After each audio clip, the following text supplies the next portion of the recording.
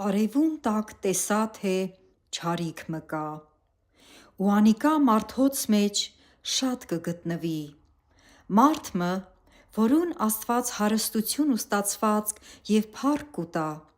իր հոգին ցանկացած որևէ բանե պակասություն մը չունենար, բայց Աստված անոր իշխանություն չի տար անկէ ուտելու, հապա զանիկա օտար մարդ կուտե։ Այս ալ ունայնություն ու գեշ ցավ մընե։ Եթե մարդ 100 զավակ ծնանի ու շատ տարիներ ապրի, և անոր հոգին բարութենէ չկշտանա, և անիկա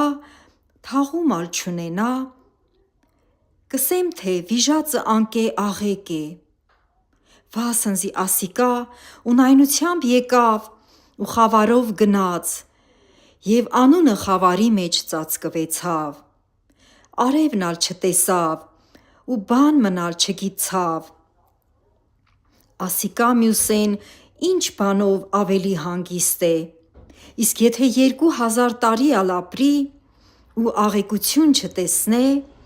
մի՞թե ամենքը նույն տեղը չեն երթար։ Մարդուն բոլոր աշխատությունը իր բեռնին համար է, սակայն անոր հոգին չի կշտանար,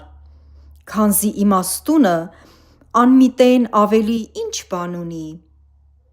Ապրողներուն մեջ քայլող կիցող աղքատը ի՞նչ օգուտ կունենա։ Աչքերով տեսնելը հոգիով փափագելէն աղէկ է, ասիկա ալ ունայնություն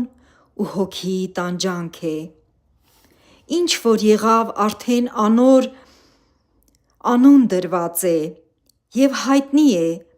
թե մարդ է ու անիկա իրմէ զորաւորին հետ վիճելու կարող չէ, որովհետև ունայնություն շատացնող շատ բաներ կան,